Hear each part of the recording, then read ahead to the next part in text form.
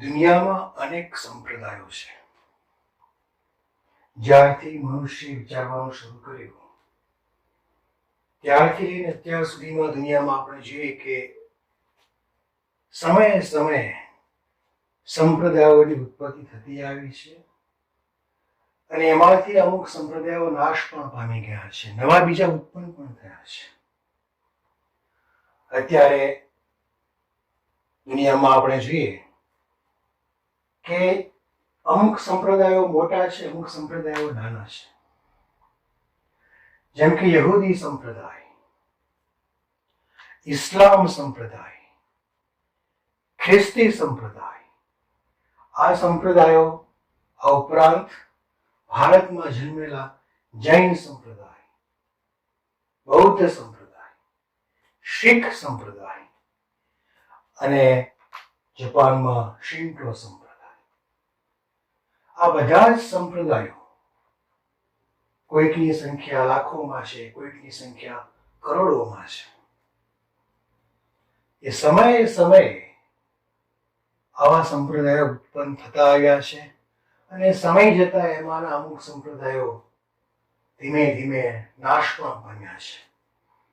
જેમ કે અત્યારે આપણે જોઈએ કે પારસી સંપ્રદાય છે, એનું અસ્તિત્વ બહુ ઓછું રહ્યું છે.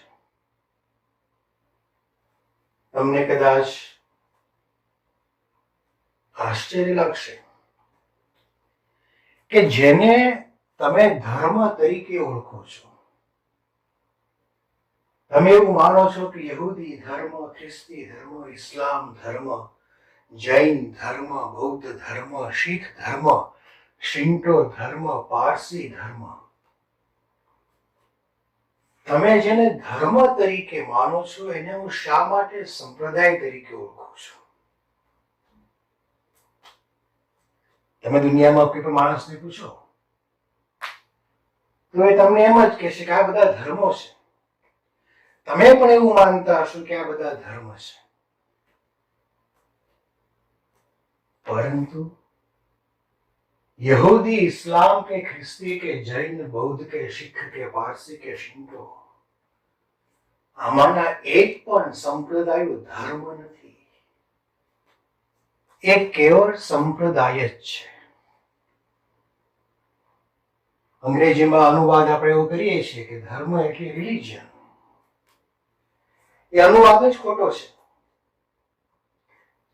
તમે જેને રિલિજન કહો છો એ ધર્મ નથી. રેલિગે લેટિન ભાષાનો શબ્દ છે અને એનો અર્થ થાય છે કે ટુ બાઇન્ડ, બાંધવું, એકઠું રાખવું. જેમ આપણે બુક બાઇન્ડિંગ કરીએ, પુસ્તકોના પાના છે એનું આપણે બાઇન્ડિંગ કરીએ એટલે બધા પાનાઓ છે એકઠા થઈ ગયા. લેટિન ભાષાનો જે શબ્દ છે કે જેમાંથી રિલિજન શબ્દ ઉત્પન્ન થયેલો છે, એનો અર્થ થાય છે એકઠા રાખવું, બાંધવું. 13મી સદીમાં એનો અર્થ એવો થયો ઇંગ્લિશમાં કે જે લોકો ખ્રિસ્તી ધર્મના મંક્સ અને નન્સ, સાધુ અને સાધ્વીઓ બને અને સાધુ અને સાધ્વી બનવામાં જે પોતાની પ્રતિજ્ઞાઓ લે, એવા લોકોનો સમૂહ, એને રિલિજન એવો શબ્દ આપવામાં આવ્યો. અને સમય જતા રિલિજન શબ્દ છે ધર્મના અર્થમાં રૂપાંતરિત થઈ ગયો.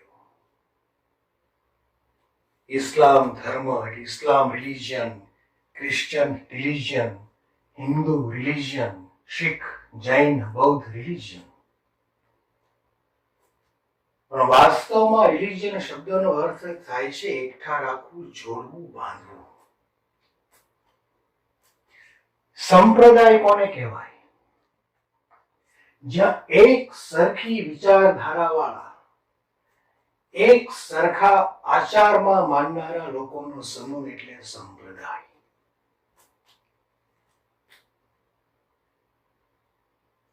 એક જ પ્રકારની જે વિચારધારાને માને સંપ્રદાયમાં એક જ ઈષ્ટદેવ હોય, સંપ્રદાયમાં એક જ પ્રકારની માન્યતા હોય, સંપ્રદાયમાં એક જ પ્રકારના આચારને સ્વીકૃત કરવામાં આવેલું હોય. જે સંપ્રદાય છે એમાં એક જ પ્રકારના આચાર અને વિચારધારા ધરાવતા લોકો એકઠા થાય અને એ એક સમાન રીતે પોતાના સમૂહમાં બંધાયેલા રહે, એકઠા થયેલા રહે. એમાં પણ જો કોઈક એ વિચારધારાની વિરોધમાં જાય તો પછી એ વ્યક્તિ એ સંપ્રદાયમાંથી બહિષ્કૃત થઈ જાય, એને એ સંપ્રદાયનો અનુયાયી કહેવામાં ન આવે. જ્યાં ટર્મ્સ અને કન્ડિશન્સ એપ્લાય થાય છે, જ્યાં સીમા અને શરતો લાગુ પડે છે, એનું નામ છે સંપ્રદાય. તમારે આમ જ કરવું પડે, તમારે આમ જ વિચાર કરવો પડે, તમારે આ પ્રમાણે જ વર્તવું પડે, તમારે આ પ્રકારે જ માનવું પડે. પછી એ વાત તમારા આચારની હોય, તમારા વ્યવહારની હોય કે એ પ્રમાણે તમે ન વર્ત્યા હો તો તમારા પ્રાયશ્ચિતની હોય. સંપ્રદાય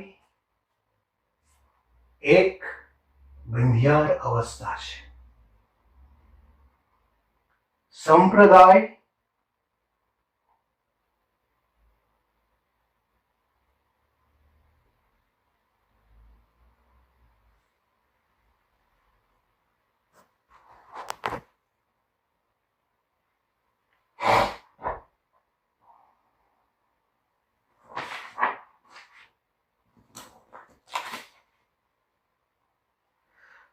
સંપ્રદાયોના કેન્દ્રમાં એક મત હોય છે.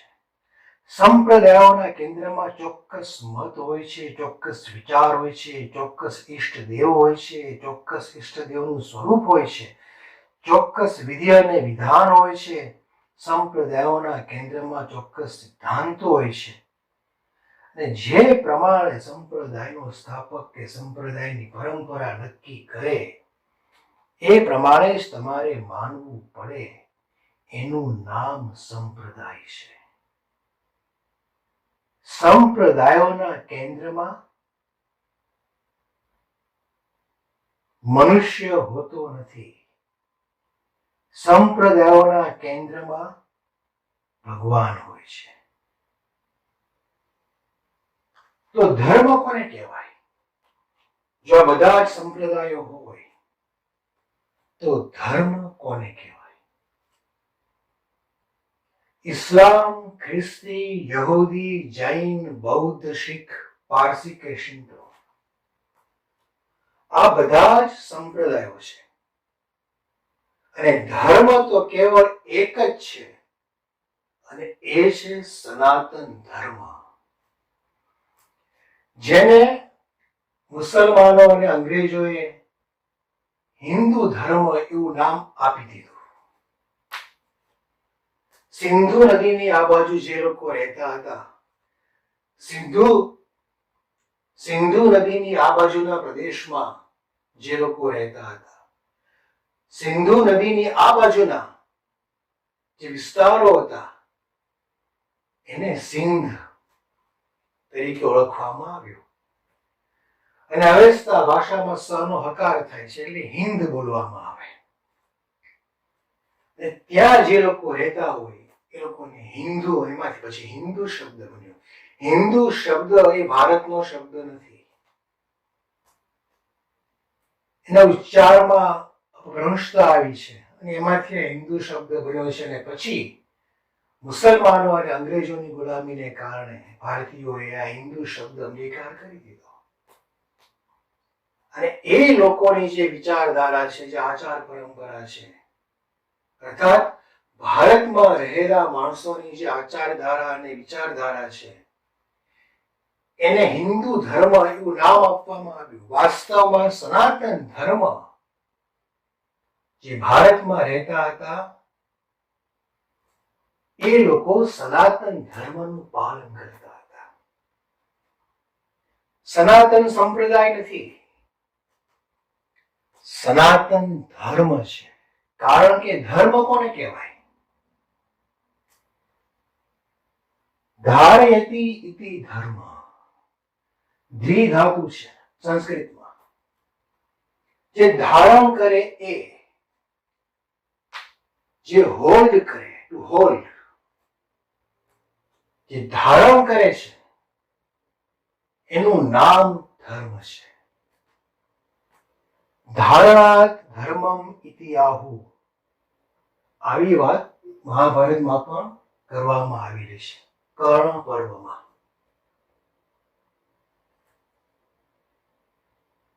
જે મનુષ્યને ધારણ કરે છે એનું નામ ધર્મ છે. જે મનુષ્યને એકઠા રાખે છે, એક જ પ્રકારની વિચારધારા વાળા મનુષ્યને જે એકઠા રાખે છે એનું નામ સંપ્રદાય છે. પરંતુ જે મનુષ્ય માત્રને ધારણ કરે છે એનું નામ ધર્મ છે. ધર્મના કેન્દ્રમાં મનુષ્ય છે. ધર્મના કેન્દ્રમાં ભગવાન કે ઈષ્ટદેવ નથી. સનાતન ધર્મના કેન્દ્રમાં મનુષ્ય છે. સનાતન ધર્મના કેન્દ્રમાં ઈષ્ટદેવ કે ચોક્કસ પ્રકારની વિચારધારા કે ચોક્કસ પ્રકારના ભગવાનનું સ્વરૂપ કે ચોક્કસ પ્રકારનો આચાર નથી. ધર્મ અને સંપ્રદાયમાં આટલો ફેર છે. જે બધાનું ધારણ કરે છે, જે બધાનો સ્વીકાર છે, જ્યાં કોઈનો પણ અસ્વીકાર નથી, જ્યાં બધાને આવકારો છે, જ્યાં કોઈનો પણ જાકારો નથી, જ્યાં કોઈનો પણ તિરસ્કાર નથી, એનું નામ ધર્મ છે. અને જ્યાં ચોક્કસ વ્યક્તિઓનો સ્વીકાર છે અને અમુક વ્યક્તિઓનો સ્વીકાર નથી, જ્યાં આવકારો અમુક વ્યક્તિઓને જ મળે છે, બીજાને જાકારો મળે છે, જ્યાં અમુક વ્યક્તિઓનું સ્વાગત થાય છે અને અમુક વ્યક્તિઓનો તિરસ્કાર થાય છે, એનું નામ સંપ્રદાય છે. ધર્મ અને સંપ્રદાય એ બંને વચ્ચે આટલો મોટો તફાવત છે. જ્યાં ટર્મ્સ અને કન્ડિશન્સ એપ્લાય થાય છે એનું નામ સંપ્રદાય છે, અને જ્યાં કોઈ પણ પ્રકારની ટર્મ્સ કે કન્ડિશન્સ હોતી નથી, જ્યાં સર્વ સ્વીકાર છે, જ્યાં બધાનો સ્વીકાર થાય છે, જ્યાં કોઈનો પણ તિરસ્કાર નથી, એનું નામ ધર્મ છે. અને એ ધર્મ તો કેવળ એક સનાતન ધર્મ જ અત્યાર સુધીમાં ઉત્પન્ન થયેલો છે. બાકીના બીજા બધા જ સંપ્રદાયો છે. એક સનાતન ધર્મ જ દરેક મનુષ્યને આવકારે છે, દરેક મનુષ્યને ધારે છે, અને જે ધારે છે, જે ધારણ કરે છે, એનું નામ જ ધર્મ કહેવાય. તમે જો કે ભારતની અંદર કેટલા બધા પ્રકારની વિચારધારાઓ ઉત્પન્ન થઈ અને કેટલી બધી વિચારધારાઓનો ભારતમાં સ્વીકાર થયો છે. અને વિચારધારાઓ પણ કેવી? એવું નહીં કે એક સરખી વિચારધારા અથવા તો એકબીજાને મળતી આવતી વિચારધારા. ઉત્તર ધ્રુવ અને દક્ષિણ ધ્રુવ એની જેમ અરસપરસ સંપૂર્ણપણે વિરોધી જે વિચારધારા છે એનો પણ ભારતમાં સ્વીકાર થયેલો છે. કારણ કે ધર્મ કોઈનો પણ તિરસ્કાર કરતું નથી. ધર્મમાં બધાનો સ્વીકાર જ થતો હોય છે. એક વિચારધારા એવી જેમ કે શંકરાચાર્ય આપી. શંકરાચાર્ય પોતે આપી નથી, પણ એનો વિસ્તાર કરેલો છે. વેદમાં પણ છે, ઉપનિષદમાં પણ છે કે અદ્વૈત મત એક પરમાત્મા જ છે, બીજું કાંઈ છે જ નહીં. બ્રહ્મ સત્યમ જગત મિથ્યા. તમે જે જુઓ છો એક આભાસ છે, ઝાંઝવાના જળ છે, મૃગજળ છે, મિરાજ. એકમાત્ર પરમાત્મા જ આ સમગ્ર અસ્તિત્વ રૂપે અલગ અલગ રૂપે પોતે પ્રગટ થયેલા છે. તો એની સામે બીજો મત આવશે, દ્વૈત મત, કે ના, પરમાત્મા અને સૃષ્ટિ, પરમાત્મા અને જીવ, પરમાત્મા અને આ જે અસ્તિત્વ છે એ બંને અલગ અલગ છે. તો કોઈક એમ કહેશે કે આ પણ છે અને પેલું પણ છે. અમુક સમયે દ્વૈત છે, અમુક સમયે અદ્વૈત છે. તો ચોથો મત તમને એવું પણ કહેશે કે અદ્વૈત ખરું, પણ એ વિશિષ્ટ રીતે અદ્વૈત છે. દ્વૈત પણ ખરું, કોઈ એમ કહેશે કે કેવલ દ્વૈત છે, કોઈ એમ કહેશે કેવલ અદ્વૈત છે, અને કોઈ એમ પણ કહેશે કે આ જે ભેદ અને અભેદ છે ને એ અંગે આપણે કઈ વિચાર કરી શકીએ નથી, કારણ કે અચિંત્ય છે, ત્યાં આપણી દ્રષ્ટિ પહોંચે એવી નથી. પ્રકૃતિને માનશે, સૂર્યની ઉપાસના કરશે, વાયુની ઉપાસના હોય, વરુણની ઉપાસના હોય, પૃથ્વીની ઉપાસના હોય, એનો પણ સ્વીકાર છે. કોઈ એમ કહેશે કે ના, પરમાત્મા જે છે એ સ્ત્રી સ્વરૂપે છે. જ્યાં પરમાત્માનો સ્ત્રી સ્વરૂપે પણ સ્વીકાર થાય છે એનું નામ સનાતન ધર્મ છે. જ્યાં પરમાત્માનો પુરુષ રૂપે પણ સ્વીકાર થાય છે એનું નામ સનાતન ધર્મ છે. જ્યાં પરમાત્મા નથી સ્ત્રી કે નથી પુરુષ એ રૂપે સ્વીકાર કરવામાં આવે છે એનું નામ સનાતન ધર્મ છે. જ્યાં પરમાત્માને વિશે કોઈ પણ આકાર કે નિરાકારતા તમે કલ્પી શકતા જ નથી, કોઈ પણ પ્રકારની જેન્ડર, સ્ત્રી કે પુરુષ કે નાન્યતર તમે કલ્પી શકતા જ નથી, એનો પણ જ્યાં સ્વીકાર થાય છે એનું નામ સનાતન ધર્મ છે. આ બધું જ પરમાત્મા છે એવું જે કહે છે એનો પણ જ્યાં સ્વીકાર થાય છે એનું નામ સનાતન ધર્મ છે. આ બધું જ પરમાત્માથી વ્યાપ્ત છે, પરમાત્મા નથી પણ પરમાત્માથી વ્યાપ્ત છે, એનો પણ જ્યાં સ્વીકાર થાય છે એનું નામ સનાતન ધર્મ છે. તમે પરમાત્માથી અલગ છો એનો પણ જ્યાં સ્વીકાર થાય એનું નામ સનાતન ધર્મ. અને તમે જ પરમાત્મા છો, તત્વમસી અહમ બ્રહ્માસ્મિ, એનો પણ જ્યાં સ્વીકાર થાય એનું નામ સનાતન ધર્મ છે. એટલું જ નહીં, કોઈ એમ કહે કે પરમાત્મા છે કર્મ ફળના આપનારા છે, કર્મ ફળ પ્રદાતા પરમાત્મા છે, તો એનો પણ જ્યાં સ્વીકાર થાય છે એનું નામ સનાતન ધર્મ છે. અને કોઈ એમ કે ના, કર્મ જ, કેવળ કર્મ જ બધું કરે છે, પરમાત્મા જેવું કાંઈ નથી, તમે જેમ જેમ કર્મને ખપાવો તમારા કર્મનો ક્ષય થાય, એ તમારો મોક્ષ થાય, એનો પણ જ્યાં સ્વીકાર છે એનું નામ સનાતન ધર્મ છે. અને એટલું જ નહીં, પણ કોઈ એમ કે પરમાત્મા જેવું કઈ છે જ નહીં,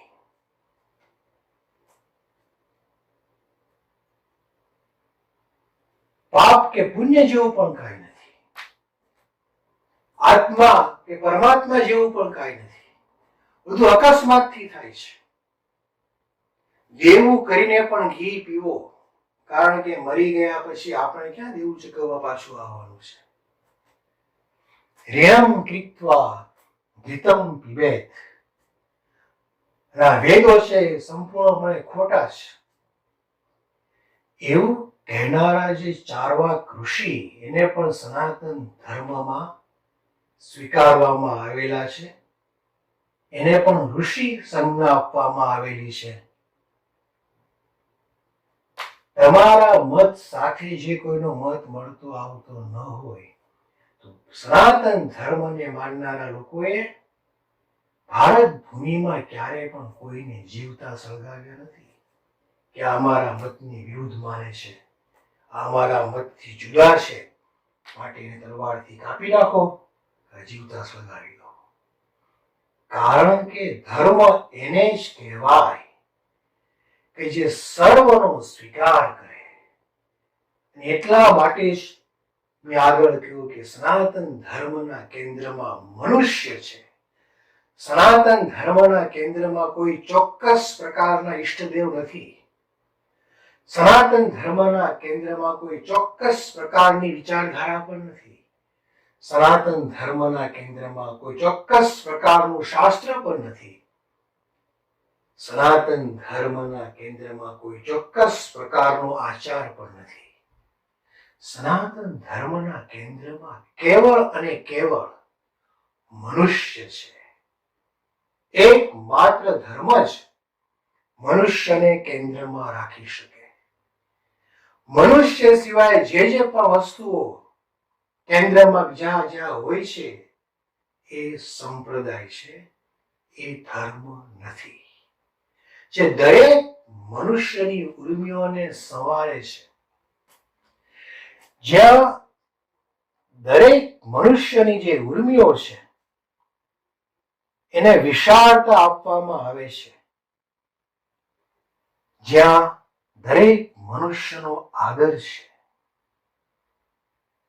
એનું નામ સનાતન ધર્મ છે. કારણ કે ધર્મો ધારયતિ પ્રજા. ધર્મ છે પ્રજાનું ધારણ કરે છે. ધારયતિ ઇતિ ધર્મ. જે મનુષ્યને ધારે છે એનું નામ જ ધર્મ છે. જે બધા જ મનુષ્યને ધારે છે, જ્યાં બધા જ મનુષ્યની ઉર્મિઓ છે, ભાવનાઓ છે, વિભાવનાઓ છે, પાંગરે છે, પોષાય છે અને પુષ્ટ થાય છે, જ્યાં મનુષ્યની સંભાવનાને એક નવી ઊંચાઈ મળે છે, જ્યાં મનુષ્યની પ્રત્યેક ભાવના અને વિભાવનાઓનો સ્વીકાર થાય છે, એનું નામ સનાતન ધર્મ છે.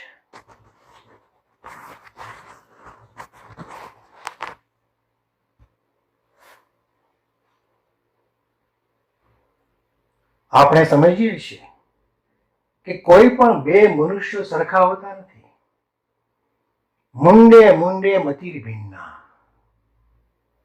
જેટલી ખોપડીઓ છે એટલા ખ્યાલ છે. દરેક સ્કલ છે, every skull has different skills. દરેક મનુષ્યની ભાવના અલગ અલગ હોય છે. જેમ કે આપણે જોઈએ કે કોઈકને ખાટું વધારે ભાવે છે, કોઈને ખારું વધારે ભાવે, કોઈને ગળ્યું ભાવે, કોઈને તીખું ભાવે, કોઈને મોળું ભાવે, કોઈને કડવું ભાવે, કોઈને તુરું વધારે ભાવે. દરેક મનુષ્ય અલગ છે. આજે એક વ્યક્તિને બીજી વ્યક્તિ સુંદર લાગે, પણ જરૂરી નથી કે ત્રીજી વ્યક્તિને પણ એ વ્યક્તિ સુંદર લાગે. કારણ કે મુંડે મુંડે મતિર ભિન્ના. જેટલા મનુષ્ય છે એટલા વિચારો છે, જેટલા મનુષ્ય છે એટલા આચારો છે, જેટલા મનુષ્ય છે એટલા મત છે, એટલા પ્રવાહ છે. એમાંનો કોઈક મનુષ્ય સાચો અને કોઈક મનુષ્ય ખોટો, એવું તમે કઈ રીતના નક્કી કરી શકો? સનાતન ધર્મ એટલા માટે જ દરેક મનુષ્યનો સ્વીકાર કરે છે. કદાચ તમને એવું લાગે કે કોઈક મનુષ્ય બીજા મનુષ્યની હત્યા કરે કે હિંસા કરે તો એ સાચું છે? અવશ્યપણે એ ખોટું છે. કારણ કે જેના કેન્દ્રમાં મનુષ્ય હોય એ મનુષ્ય ક્યારે પણ બીજા કોઈ મનુષ્યને હાનિ પહોંચાડી ન શકે. તમારા કેન્દ્રમાં જો મનુષ્ય હોય તો હંમેશા તમે મનુષ્યનો આદર જ કરશો. કોઈનું પણ તમે ખરાબ કરવાનો વિચાર નહીં કરો કે ખરાબ કરવાનો પ્રયત્ન પણ નહીં કરો, કારણ કે તમારા કેન્દ્રમાં મનુષ્યની મહત્તા છે, તમારા કેન્દ્રમાં માનવતા છે. સનાતન ધર્મ એ માનવતાનો ધર્મ છે. એટલે સનાતન ધર્મ બધા જ મનુષ્યનો સ્વીકાર કરે છે. બધા જ મનુષ્યની જે અલગ અલગ પ્રકારની જે વિચારધારા છે એ વિચારધારાનો સ્વીકાર કરે છે. હા, એ હિંસાને પ્રોત્સાહન નથી આપતો.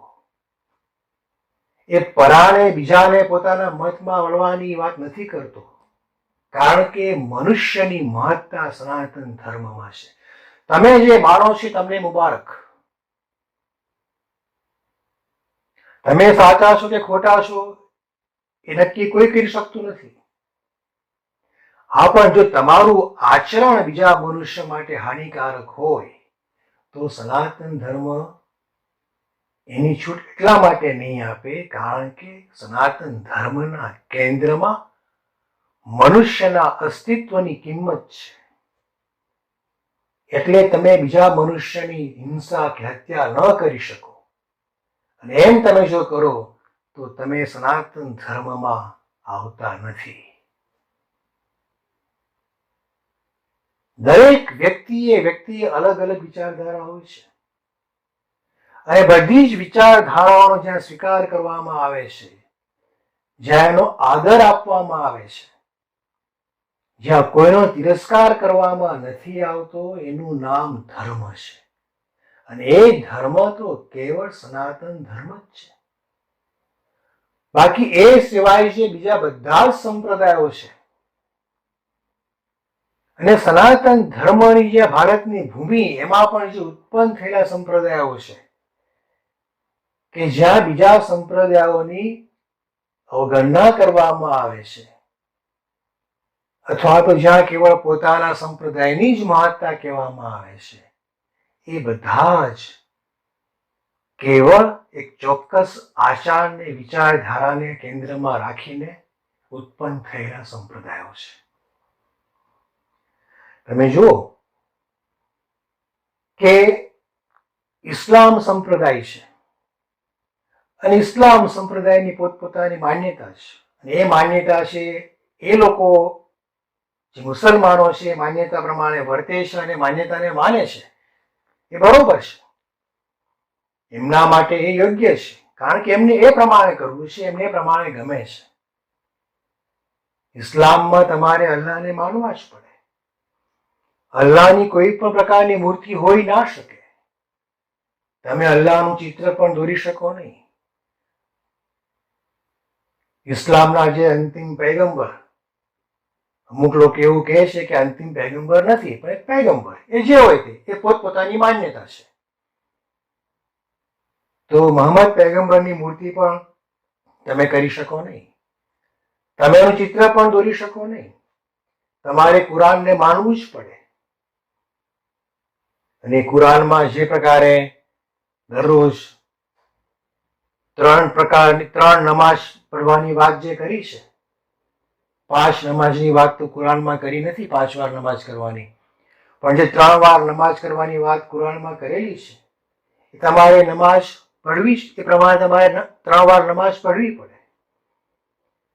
જે ઇસ્લામના જે 5 કલીમા છે, તૈયબ છે, શહાદત છે, તમઝીદ છે, તૌહીદ છે અને ઇસ્તિગફાર, આ જે 5 કલીમા છે એ તમારે સ્વીકારવા પડે. એની જે 5 ફરજ છે ઇસ્લામની અંદર, શહાદત છે, નમાઝ છે, રોઝા છે, જકાત છે અને હજ, આ પ્રમાણે તમારે 5 ફરજ નિભાવવી પડે. અને એમાંથી તમે સહેજ પણ જો બીજા પ્રકારની વાત કરો કે ના, અલ્લાહ સિવાય પણ બીજો ભગવાન સંભવી શકે છે, કુરાન સિવાય પણ બીજું પુસ્તક, બીજી કિતાબ હોઈ શકે છે, મોહમ્મદ પૈગંબર સિવાય પણ બીજા પૈગંબર ભવિષ્યમાં થઈ શકે છે, આ પ્રકારની જે બીજી પ્રકારની વિચારધારા જો તમે કેળવો તો તમે ઇસ્લામ સંપ્રદાયના નથી. તમારી વિરુદ્ધમાં ફતવા પણ બહાર પાડવામાં આવે. કારણ કે ઇસ્લામ સંપ્રદાયની જે માન્યતા છે કે જે માન્યતા પ્રમાણે વર્તે એને જ મુસલમાન કહેવામાં આવે, એ પ્રમાણે કોઈ વ્યક્તિ ન વર્તે તો પછી એ પોતાની જાતને ઇસ્લામનો અનુયાયી કે મુસલમાન કહી શકે નહીં, અથવા જાતે પોતે કેવડાવે પણ બીજા કોઈ એને પ્રમાણે માને નહીં. એ જ પ્રમાણે તમે બીજા સંપ્રદાય તપાસો, જેમ કે યહૂદી સંપ્રદાય છે, એમાં ભગવાનની યહોવા નામથી ઉલ્લેખવામાં આવેલા છે. એ લોકોનું જે ટોરા છે એ લોકોનું ધર્મ પુસ્તક છે. તાલમુડ છે એ પણ ધર્મ પુસ્તક છે. એક જ ભગવાનની વાત એમાં કરેલી છે. અને એમાં ભગવાન અને અબ્રાહમ, ઈસાક અને જેકબ એના વચ્ચે એગ્રીમેન્ટ થયેલું છે કે આ પ્રકારે માનવું ને આ પ્રકારે ન માનવું. એ પ્રકારે જો વ્યક્તિ ન વર્તે, એના જે 10 જે કમાન્ડમેન્ટ્સ છે, 10 આજ્ઞાઓ જે આપેલી છે, 10 કમાન્ડમેન્ટ્સ, એ પ્રમાણે જો વ્યક્તિઓ ન વર્તે તો યહૂદી સંપ્રદાયની વ્યક્તિ કહેવાય નહીં. જે પ્રકારના કાયદાઓ કે આચાર માટેના જે નિયમો આપવામાં આવેલા છે કે તમારે આ પ્રમાણે જ વર્તવું,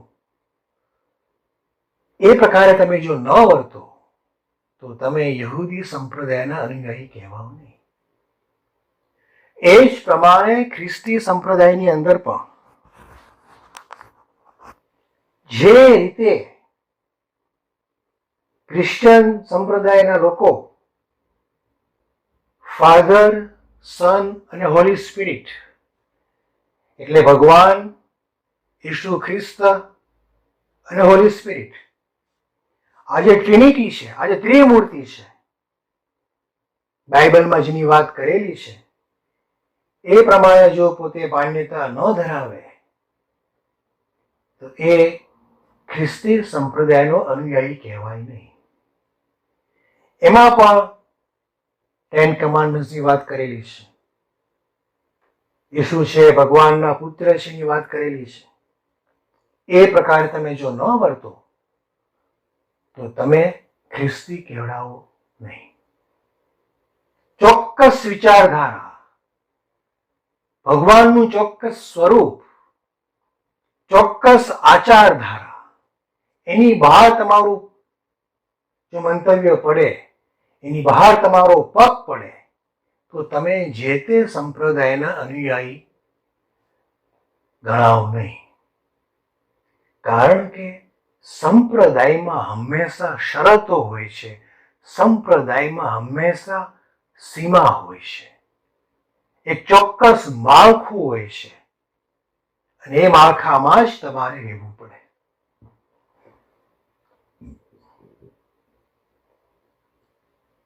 જાપાનમાં લગભગ 1200-1300 વર્ષ પહેલા શિન્ટો સંપ્રદાયની શરૂઆત થઈ. મોટે ભાગે જે બૌદ્ધ સંપ્રદાય છે એના ઉપર જ આધારિત છે. એમાં પણ એ લોકોની જે માન્યતાઓ છે એ પ્રમાણે તમે જો વર્તો, એ લોકોના જે દેવતાઓ છે, એ લોકોનો જો વે ઓફ લાઈફ છે, એ પ્રમાણે તમે વર્તો તો તમે શિન્ટો સંપ્રદાયના આશ્રિત કહેવાઓ. એની બહાર તમે જાઓ તો તમે શિન્ટોના અનુયાયી ગણાવો નહીં. એ જ પ્રમાણે જૈન સંપ્રદાય છે કે બૌદ્ધ સંપ્રદાય છે, જેમાં તમારે તીર્થંકરને માનવા પડે, આગમોનો સ્વીકાર કરવો પડે. જૈનમાં જે રત્નત્રય છે કે સમ્યક દર્શન, સમ્યક જ્ઞાન અને સમ્યક ચરિત્ર, એનો તમારે સ્વીકાર કરવો પડે. કર્મ જ બધું છે. તમે જેમ કર્મને ખપાવો પછી તમે કેવડી બની શકો અને બનો. જ્યાં પંચશીલની વાત કરેલી છે એ પ્રમાણે તમે વર્તો તો તમે જૈન સંપ્રદાયના અનુયાયી કહેવાઓ. કે પછી બૌદ્ધ સંપ્રદાય હોય, એમાં પણ તમારે ત્રિપિટક છે, અને જે પ્રકારે 3 સનાતન સત્યો આપેલા છે કે સર્વમ દુઃખમ દુઃખમ, સર્વમ ક્ષણિકમ ક્ષણિકમ અને સર્વમ શૂન્યમ શૂન્યમ, આ 3 સનાતન સત્ય છે. અને જે 4 આર્ય સત્ય આપેલા છે કે દુઃખ છે, સમુદાય છે, નિરોધ છે ને માર્ગ છે. દુઃખ છે, દુઃખનું કારણ છે, દુઃખના કારણને દૂર કરવાનો ઉપાય છે, એનો માર્ગ છે. એ ચાર જે આર્ય સત્યો છે એનો તમારે સ્વીકાર કરવો પડે. અને પછી જે બુદ્ધે અષ્ટાંગિક માર્ગ જે આપ્યો એ પ્રકારે જે અનુસરણ કરે તો એ બૌદ્ધ સંપ્રદાયનો અનુયાયી કહેવાય. અને એ લોકોના જે પણ કઈ વિચારધારા છે, એ લોકોના જે પણ મતો છે, એ લોકોના જે આચરણો છે, ક્રિયાકાંડો છે, વિધિ વિધાનો છે, એનું તમારે અનુસરણ કરવું પડે. શીખ સંપ્રદાય છે, 5 ક, કેશ છે, કડું છે, કાંગી, કિરપાણ ને કચેરા. એ 5 કનો સ્વીકાર તમારે કરવો પડે. ગુરુ ગ્રંથ સાહિબ છે, નામ, કીર્તન અને વટચખના, એમાં તમારે માનવું પડે. નામ કરો, કીર્તન કરો અને વહેંચીને ખાઓ. આ પ્રકારે દરેક સંપ્રદાયમાં ચોક્કસ પ્રકારની વિચારધારાઓ છે અને ચોક્કસ પ્રકારની આચારધારાઓ છે. અને એ પ્રકારે તમે જો ન વર્તો તો તમે જે તે સંપ્રદાયના શિષ્ય કે અનુયાયી ગણાવો નહીં. સંપ્રદાય એટલે આગ્રહ. સંપ્રદાય એટલે જેના કેન્દ્રમાં મનુષ્ય નથી એ. સંપ્રદાયમાં અહંકાર વધારે હોય, આધ્યાત્મિકતા ઓછી હોય. કારણ કે જે આગ્રહ આવે છે કે આમ જ માનવાનું, આમ જ કરવાનું, આના સિવાય બીજું કે સત્ય છે જ નહીં, એવો જે આગ્રહ આવે છે ત્યાં હંમેશા અહંકાર રહેલો હોય છે. અને જ્યાં ધર્મ હોય, જે ધર્મ હોય, એ ધર્મમાં કોઈ પણ પ્રકારનો આગ્રહ એટલા માટે નથી આવતો કારણ કે ધર્મના કેન્દ્રમાં મનુષ્ય છે, ધર્મના કેન્દ્રમાં બધાનો સ્વીકાર છે, ધર્મના કેન્દ્રમાં બધાને આવકારો મળે છે. એ ધર્મ તો કેવળ એક જ છે. અત્યાર સુધીમાં મનુષ્યના ઇતિહાસમાં, અત્યાર સુધીમાં પૃથ્વીના મનુષ્ય જાતિના ઇતિહાસમાં કેવળ ધર્મ તો એક જ ઉત્પન્ન થયેલો છે અને એ છે સનાતન ધર્મ, કે જ્યાં બધાનો સ્વીકાર કરવામાં આવે છે. અને એ ભૂમિમાં અલગ અલગ સંપ્રદાયો ઉત્પન્ન થયા. વૈષ્ણવ સંપ્રદાય છે જેના કેન્દ્રમાં વિષ્ણુના અવતારો છે, રામ અને કૃષ્ણ વગેરે. શૈવ સંપ્રદાય છે જેના કેન્દ્રમાં ભગવાન શંકર છે. શાક્ત સંપ્રદાય છે જેના કેન્દ્રમાં મા ભગવતી છે. અને એ ઉપરાંત પણ પછી આ 3 મુખ્ય સંપ્રદાયોના નાના મોટા ફાંચાઓ બધા પડ્યા કે જેમાં પોતપોતાના ઈષ્ટદેવના ચોક્કસ સ્વરૂપો કેન્દ્રમાં છે, ચોક્કસ ગ્રંથો કેન્દ્રમાં છે. પણ આ બધા જ સંપ્રદાયો છે. ફરક એટલો પડ્યો કે સનાતન ધર્મની અંદર એની વિચારધારા હેઠળ, એના આશ્રય હેઠળ આ બધા સંપ્રદાયોનો વિકાસ થયો. એટલે આ સંપ્રદાયોએ બધાનો સ્વીકાર કર્યો છે. અને જ્યાં જ્યાં તમને અસ્વીકાર દેખાય છે, મધ્યયુગના ભારતમાં અને ખાસ કરીને ગુજરાતમાં શૈવ મત અને વૈષ્ણવ મત વચ્ચે એક તકરાર જેવું થતું હતું. એટલે સુધી કે જે વૈષ્ણવ મતને માનનારા હોય, વૈષ્ણવ હોય, એ લોકો શિવજીનું નામ પણ ન બોલે અને નામ લેવું ન પડે એવો આભાસ પણ ન આવે એટલા માટે એ લોકો કપડું સીવવું એવું ના બોલે. કારણ કે કપડું સીવવું એમાં શિવ શબ્દ આવે છે, ભલે એ સઘળીનો સ છે પણ આભાસ તો થાય છે ને શિવ જેવો. પણ કપોળ સાંધવું એવું બોલે. આ જે પ્રકારનો જે વિરોધ જે મધ્ય યુગના ગુજરાતમાં જોવા મળ્યો, એનું કારણ શું હતું? ઇસ્લામની જે અસર, કે અમારો જે ભગવાન છે, અમારા જે અલ્લાહ છે એ સિવાય બીજું કોઈ જ નહીં, એ પ્રકારની એક જે સાંપ્રદાયિક માન્યતા, સાંપ્રદાયિક આગ્રહ, એને કારણે ભારતમાં પણ આ પ્રકારનું દૂષણ સનાતન ધર્મમાંથી જે સંપ્રદાયોનો વિકાસ થયેલો છે એમાં દૂષણ આવી ગયું. પરંતુ એ પેલા ક્યારેય પણ તમે જો અમારા શિવજીને નહીં માનો તો તમને મારી નાખીશું, કાપી નાખીશું, બાળી નાખીશું, કે તમે જો કૃષ્ણને નહીં માનો અથવા રામને નહીં માનો અથવા જો ભગવતીને નહીં માનો તો તમારો બહિષ્કાર કરીશું, એવી કોઈ પણ પ્રકારની વિચારધારા ભારત ભૂમિમાં ક્યારેય હતી જ નહીં.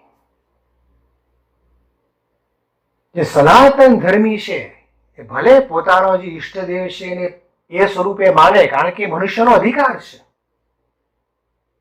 તમે તમારા ભગવાનને, તમે તમારા વિચારને, તમે તમારા આચારને તમને જે રીતે યોગ્ય લાગે તમે માનો, એ તમારો અધિકાર છે.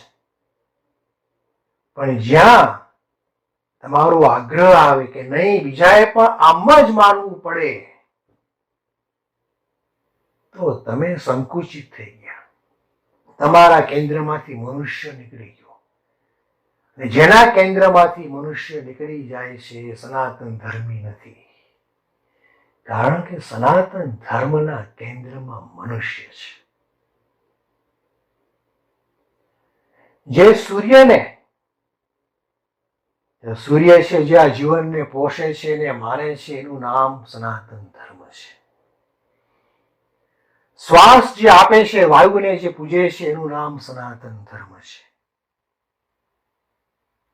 જે આ પૃથ્વી છે, જે સમગ્ર અસ્તિત્વનો આધાર છે આ પૃથ્વી ઉપર, એની જે વંદના કરે છે, એને જે માતા માને છે, એનું નામ સનાતન ધર્મ છે. આકાશ કે જે બધાનું આશ્રય સ્થાન છે, એને જે પૂજે છે એનું નામ સનાતન ધર્મ છે. જે આ જીવનને આપે છે જળ, એની જે ઉપાસના કરે છે એનું નામ સનાતન ધર્મ છે. એટલા માટે જ વેદોમાં પ્રકૃતિની ઉપાસના કરવામાં આવતી અને આવે છે. તમે જે માનો છો, તમારી જે ઉર્મિઓ છે, પછી તમને જ્ઞાનની ઈચ્છા હોય, ઘણા માણસો જ્ઞાની હોય, એને આ રીતે ભક્તિ કરવી ના ગમે, તેનો પણ સ્વીકાર છે. ઘણા માણસોનું હૃદય પ્રેમી હોય, કે એને પોતાની નજર સામે ભગવાનની પ્રતિમા જોઈએ, ભગવાનનું ચિત્ર જોઈએ, ભગવાનનું સ્વરૂપ જોઈએ, અને પછી પ્રતિમાની કે ચિત્રની પોતે ઉપાસના કરે, ધ્યાન કરે, એનું હાર પહેરાવે, એ પ્રેમી છે. તો સનાતન ધર્મમાં એનો પણ સ્વીકાર છે. કોઈક વૈરાગી હોય, બધું જ ખોટું છે, સંસાર મિથ્યા છે, નાશવંત છે, બધું જ ખોટું છે, નીકળી જાઓ, વૈરાગી તમે હો, તો એનો પણ અહીંયા સ્વીકાર છે.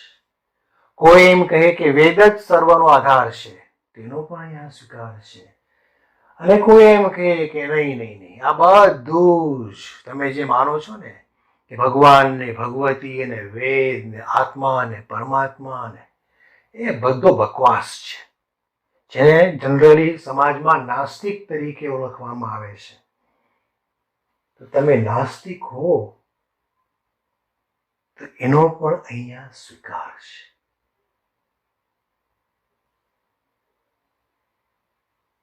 જ્યાં સર્વનો સ્વીકાર હોય એને જ ધર્મ કહેવાય. જ્યાં કોઈનો પણ તિરસ્કાર હોય, ઇનકાર હોય, એને સંપ્રદાય કહેવાય. એ દ્રષ્ટિએ તમે જોવા જાઓ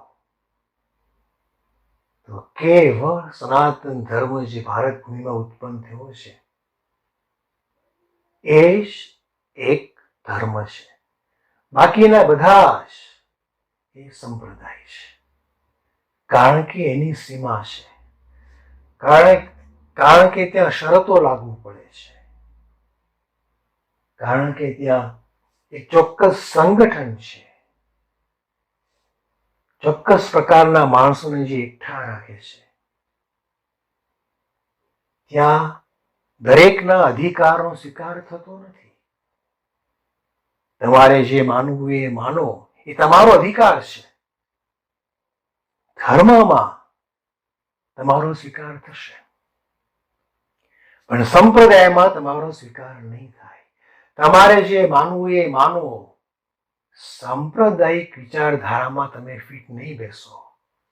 કારણ કે સંપ્રદાયમાં તો એક ચોક્કસ પ્રકારનો વિચાર જ તમારે ફરજિયાતપણે માનવો જ પડે છે. જેમ પ્રકૃતિ છે બધાનો સ્વીકાર કરે છે, કોઈ ભેદભાવ કરતો નથી. આ સૂર્ય છે, જળ છે, પૃથ્વી છે, આકાશ છે, વાયુ છે, બધા માટે છે. ત્યાં કોઈનો પણ અસ્વીકાર નથી. કારણ કે પ્રકૃતિના કેન્દ્રમાં તમે છો, તમારું અસ્તિત્વ છે. એવી જ રીતે જેના કેન્દ્રમાં તમે હો, તમે એટલે મનુષ્ય. જ્યાં મનુષ્યનો આદર હોય, જ્યાં મનુષ્યનું સન્માન હોય, એનું નામ સનાતન ધર્મ છે. જો તમે ચોક્કસ વિચારધારામાં માનતા હો તો તમે સાંપ્રદાયિક છો. જો તમારે બધાનો સ્વીકાર હોય તો તમે ધાર્મિક છો. તમે ધાર્મિક હો કે સાંપ્રદાયિક હો, એ બેમાંથી એક વસ્તુ ખોટી નથી. તમે તમારા સંપ્રદાયના સિદ્ધાંતો પ્રમાણે ચાલતા હો અને તમે તમારા સંપ્રદાયોના સ્થાપકો જે હોય એને જે તમને સન્માર્ગ ચિંધ્યો છે એ માર્ગે તમે ચાલતા હો તો તમે સાંપ્રદાયિક ભલે હો પણ તમે ખોટા નથી. ધાર્મિકતા અને સાંપ્રદાયિકતા વચ્ચે તફાવત એટલો જ કે ધાર્મિકતા એ સર્વનો સ્વીકાર કરે છે, સાંપ્રદાયિકતા એ ચોક્કસ વસ્તુનો, ચોક્કસ વિચારનો સ્વીકાર કરે છે. સૌથી પહેલા તમે નક્કી કરો કે તમે ધાર્મિક છો કે સાંપ્રદાયિક. તમે ગમે તે હોઈ શકો અને પછી આગળ વધો કે તમે સાંપ્રદાયિક છો પણ શું માનવતા વિરોધી છો? જો તમારો સંપ્રદાય તમને બીજા માણસોને પોતાના ગુલામ બનાવવાનું કહેતો હોય, જો તમારો સંપ્રદાય તમને એમ કહેતો હોય કે તમે બીજાઓને પણ જે પ્રકારે તમે માનો છો એ પ્રકારે જ માનતા કરો, એના ઉપર જબરજસ્તી કરો, જે તે સંપ્રદાય વાળાઓ એવું કહેતા હોય કે જે અન્ય સંપ્રદાયમાં માને છે એ લોકોને તમે બળજબરીથી તમારા સંપ્રદાયના શિષ્યો બનાવો. જો તમે બીજાના વ્યક્તિના સ્વાતંત્ર્ય ઉપર,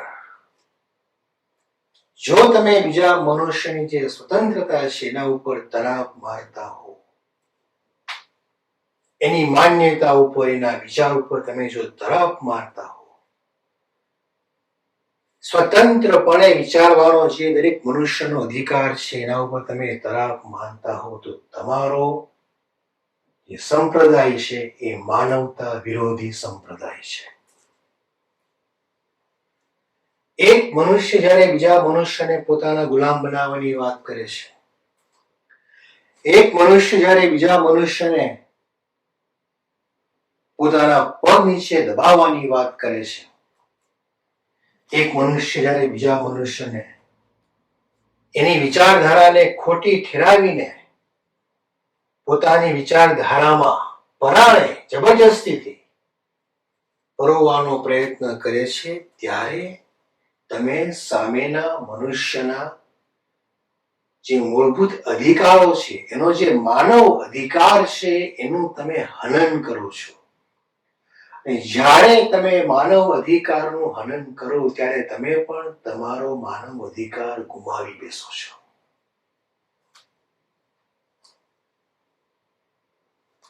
એટલા માટે જ શ્રી કૃષ્ણ ભગવાને ગીતામાં વાત કરી કે જ્યારે જ્યારે ધર્મની ગ્લાનિ થાય છે, જ્યારે જ્યારે એક મનુષ્ય બીજા મનુષ્ય ઉપર હાવી બની જવાનો પ્રયત્ન કરે છે, જ્યારે જ્યારે એક મનુષ્ય બીજા મનુષ્યને પોતાના ગુલામ બનાવવા માટે પ્રયત્ન કરે છે બળજબરીથી, જ્યારે જ્યારે એક મનુષ્ય બીજા મનુષ્યના માનવ અધિકારનું હનન કરે છે, ત્યારે એ ધર્મની ગ્લાનિ કહેવાય છે. કારણ કે ધર્મ તો બધાનું ધારણ કરે છે. જ્યારે બધાને ધારણ કરવાની જે વૃત્તિ છે, જે માન્યતા છે, જે વિચારધારા છે, એનું હનન થાય છે, એનું ખંડન થાય છે, ત્યારે ધર્મની ગ્લાનિ થઈ. એક મનુષ્ય કરતા બીજો મનુષ્ય એ વિશેષ છે, એવી જ્યારે માન્યતા રાખીને તમે બીજા મનુષ્યને તમારા ગુલામ બનાવવાનો પ્રયત્ન કરો છો, અથવા તો બીજા મનુષ્યની જે વિચારધારા છે એનું ખંડન કરીને એને તમારી વિચારધારામાં મેળવવાનો પ્રયત્ન કરો છો, ત્યારે માનવતાનું હનન થાય છે. એ વખતે જ્યારે જ્યારે ધર્મની એ ગ્લાનિ થઈ અને જે અધર્મ છે, અધર્મનો જ્યાં વિકાસ થાય છે, અધર્મ જ્યાં વધે છે, મનુષ્યની વિરોધી વિચારધારા જ્યારે વધે છે, ત્યારે ત્યારે એ પ્રકારે ખરાબ કર્મો કરનારની ત્યારે ત્યારે એ પ્રકારના ખરાબ કર્મો કરનારને દૂર કરવા માટે અને જે લોકો ધર્મનું પાલન કરતા હોય છે, જે લોકો સર્વ સ્વીકારની ભાવના રાખતા હોય છે, એ લોકોની રક્ષા કરવા માટે કૃષ્ણ ભગવાન એમ કહે છે કે આ પૃથ્વી ઉપર પરમાત્માના અવતાર સ્વરૂપે મહાપુરુષો પ્રગટ થાય છે. એટલા માટે જ ઉપનિષદમાં વાત કરી, દરેક મનુષ્ય સ્વતંત્ર છે, દરેક મનુષ્યને પોતાની વિચારધારા પ્રમાણે વર્તવાનો અધિકાર છે.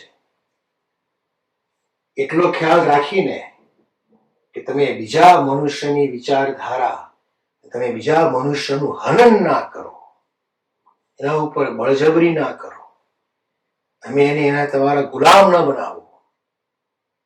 જ્યારે તમે બીજા મનુષ્યના અધિકારનું હનન કરો છો, ત્યારે તમે પણ તમારો માનવ અધિકાર ગુમાવો છો. એ વસ્તુ ખ્યાલમાં રાખીને ઉપનિષદમાં કહેવામાં આવ્યું કે ઈશાવાસ્યમ ઇદમ સર્વમ. જો તમારા મનમાં એવી જ ભાવના હોય કે આ પરમાત્મા વડે જ બધું વ્યાપ્ત છે, આ બધું જ પરમાત્મામય છે, અથવા તો બધું જ પરમાત્મા સ્વરૂપ છે, તો ક્યારે પણ તમે બીજાને તમારા ગુલામ બનાવવાનો પ્રયત્ન નહીં કરો. તેન ત્યક્તેન ભુંજીથા. જે પરમાત્મા વડે તમને અપાયેલું છે, તમારા માટે પરમાત્મા વડે જે ત્યજાયેલું છે. માતા ખોરાક ખાતી હોય અને પછી માતા છે પોતાના ખોરાકમાંથી એ ખોરાક બાળકને આપી દે. માતાએ ખોરાકનો ત્યાગ કરી અને એ ખોરાક બાળકને આપી દે. એ માતા દ્વારા ત્યજાયેલો, માતા દ્વારા અપાયેલો, માતા દ્વારા છોડાયેલો ખોરાક બાળક ખાતું હોય છે.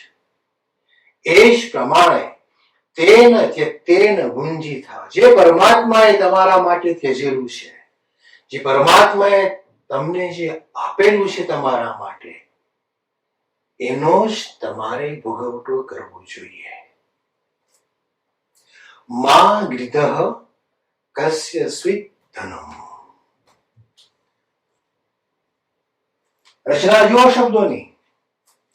મા ગૃધઃ, જેના પરથી ગીધ શબ્દ આપણે વાપરીએ છીએ, વલ્ચર. ગીધ ક્યારે પણ શિકાર કરતું નથી. બીજા કોઈએ શિકાર કરેલો હોય અથવા તો બીજા કોઈનું જે મળદું કે વસ્તુ પડેલી હોય, માંસનો કટકો સડતો હોય, ત્યાં જ ગીધ છે એકઠા થઈ જાય છે અને એમાંથી જે પોતાનો ખોરાક ઝૂંટવી લેતું હોય છે. મા ગીધ, ગીધ જેવી જે આ વૃત્તિ, બીજાનું આંચકી લેવાની વૃત્તિ, બીજાએ ઉપાર્જિત કરેલું છે એનામાંથી ભાગ પડાવવાની વૃત્તિ. મા ગૃધઃ કસ્ય સ્વિત ધનમ. ધનમ એટલે શું? આપણે સામાન્યપણે એવું માનીએ કે ધનમ એટલે ધન, એટલે પૈસા. ધન એટલે કેવલ પૈસા નહીં, તો એક શબ્દમાં અર્થ હવે એવો, જે તમારા વડે ઉપાર્જિત થયેલું છે, જે તમારા વડે જીતાયેલું છે, જે તમારા વડે કમાયેલું છે, જેણે મહેનત કરીને વસ્તુ પ્રાપ્ત કરી છે, જે વસ્તુ તમારી મહેનતથી પ્રાપ્ત થયેલી છે, એને ધન કહેવામાં આવે. મા ગૃધઃ કસ્ય સ્વિત ધનમ. બીજી કોઈ વ્યક્તિએ જે વસ્તુને પ્રાપ્ત કરેલી હોય પોતાની મહેનત વડે, એમાં ક્યારે પણ તમે ગીધની જેમ એ વસ્તુને તમે આંચકી લેતા નહીં. મા ગૃધઃ કસ્ય સ્વિત ધનમ. સાદી ભાષામાં કહીએ તો કોઈનું પણ વસ્તુ, સાદી ભાષામાં કહીએ તો કોઈની પણ વસ્તુ આંચકી લેવી નહીં. જો તમારા કેન્દ્રમાં મનુષ્ય હોય, સનાતન ધર્મના કેન્દ્રમાં મનુષ્ય છે, જો તમારા કેન્દ્રમાં મનુષ્ય હોય તો તમે ક્યારે પણ બીજા મનુષ્ય ઉપાર્જિત કરેલી વસ્તુ કે ધનને આંચકી લેવાનો પ્રયત્ન કરશો નહીં, કારણ કે એના ઉપર તમારો કોઈ અધિકાર નથી. એટલે જ સનાતન ધર્મમાં મનુષ્ય કેન્દ્રમાં છે. જો તમે ખરેખર સનાતન ધર્મનું પાલન કરતા હો તો ક્યારે પણ તમે બીજા મનુષ્યને કોઈ પણ પ્રકારની હાનિ પહોંચાડવાનો પ્રયત્ન નહીં કરો. અને એટલા માટે જ જે ભૂમિમાં, જે ભારત ભૂમિમાં સનાતન ધર્મની વિચારધારાનો ઉદ્ભવ થયો, જ્યાં બધાનો સ્વીકાર થયો, તમારા મત પ્રમાણે ન માને, તમારા વિચાર પ્રમાણે ન ચાલે, એનો પણ જ્યાં સ્વીકાર થયો, ત્યાં ક્યારેય પણ એકબીજા મત, એકબીજા વિચારો કે એકબીજાના આચારો પ્રત્યે તિરસ્કાર થયો નથી. બધાનો સ્વીકાર થયેલો છે. એ જ સનાતન ધર્મનો પાયો છે. વિરોધી વિચારધારા વાળા પણ એક સાથે એક દિશામાં જઈ શકે છે. અને એટલે જ એ મહાવાક્યનું ઉચ્ચારણ થયું કે એકમ સત વિપ્રા બહુધા વદંતી.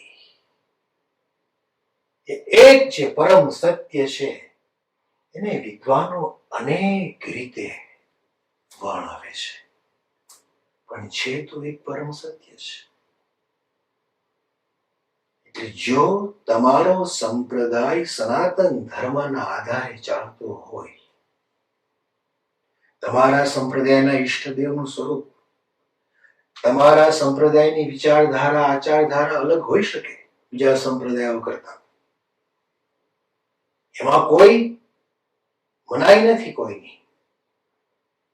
પણ જો તમારો સંપ્રદાય સનાતન ધર્મ ઉપર બેઝ થયેલો હોય, તમારા સંપ્રદાયનો આધાર જો સનાતન ધર્મ હોય, તો બીજા કોઈ પણ સંપ્રદાયની જે વિચારધારા છે કે આચારધારા છે એનો તમારે વિરોધ ના હોવો જોઈએ. એટલે જ કહ્યું કે ઈશાવાસ્યમ ઇદમ સર્વમ એકમ સત વિપ્રા બહુધા વદંતી. પરંતુ જે અંદરના જે વિખવાદો ઉત્પન્ન થયા, ભારત ભૂમિના અનેક સંપ્રદાયો છે, એમાં જે અંદરના વિખવાદ ઉત્પન્ન થયા એનું કારણ કે એ સંપ્રદાયોએ પોતા ઉપર ઇસ્લામ અને ખ્રિસ્તીઓની જે અસર છે એ થવા દીધી. અમારા ભગવાનને નહીં માનો તો તમારું કલ્યાણ નહીં થાય. આ જે વિચારધારા છે એ સનાતન ધર્મની વિચારધારા નથી. અમે જે વિચારને માનીએ છીએ ને અમે જે ઈષ્ટદેવને ભજીએ છીએ એ પ્રમાણે તમે નહીં કરો તો તમારું મોક્ષ નહીં થાય. આ વિચારધારા એ સનાતન ધર્મની નથી. એ વિચારધારા તો ઇસ્લામ અને ખ્રિસ્તીઓ જે સંપ્રદાય છે એમાંથી આવેલી છે, કે જ્યાં પોતાની વિચારધારા, પોતાની આચારધારા બીજા ઉપર પરાણે ઠોકી દેવાની જે પ્રથા વિકાસ પામેલી છે. ભારતમાં તો બધાનો સ્વીકાર થયેલો છે, કારણ કે ભારતનો આધાર સનાતન ધર્મ છે. અને ભારતનો જે આધાર છે સનાતન ધર્મ છે એ જ કેવળ એક ધર્મ છે. બાકીના બધા જ પછી યહૂદી હોય, ઇસ્લામ હોય, ખ્રિસ્તી હોય, જૈન હોય, બૌદ્ધ હોય, પારસી હોય કે શિન્ટો હોય, એ બધા જ સંપ્રદાયો છે. જ્યારે તમે તમારી સાંપ્રદાયિકતાને જ જો ધર્મ માની બેસશો ત્યારે તમે ધર્મનું જે મૂળ તત્વ છે, ધર્મનું જે સત્વ છે એને તમે ગુમાવી બેસો છો. એટલે જો તમારો સંપ્રદાય સનાતન ધર્મ ઉપર આધારિત હોય તો તમારા સંપ્રદાયના કેન્દ્રમાં મનુષ્ય હોવો જોઈએ, જો એ સનાતન ધર્મી હોય તો. કારણ કે એક ધર્મ જ મનુષ્યને કેન્દ્રમાં સ્થાપે છે. બાકી સંપ્રદાયો તો પોતપોતાની વિચાર આચારધારાને જ કેન્દ્રમાં સ્થાપે છે. એ પ્રમાણે તમે જો ન વર્તો તો બહિષ્કૃત, તમે એ પ્રમાણે ન વર્તો તો એક્સકોમ્યુનિકેટેડ, તમે જો એ પ્રમાણે ન વર્તો તો ફતવાઓ જારી થઈ જાય છે. આપણો મુખ્ય ધ્યેય એ હોવો જોઈએ કે સનાતન ધર્મ એનું આપણા જીવનમાં મહત્વ હોવું જોઈએ, કે જે સનાતન ધર્મમાં મનુષ્ય મધ્યમાં છે, મનુષ્ય કેન્દ્રમાં છે, જ્યાં મનુષ્યની મહત્તા છે, જ્યાં માનવતાની મહત્તા છે, નહીં કે કોઈ પણ પ્રકારના વિચાર કે આચારની, અહંકારની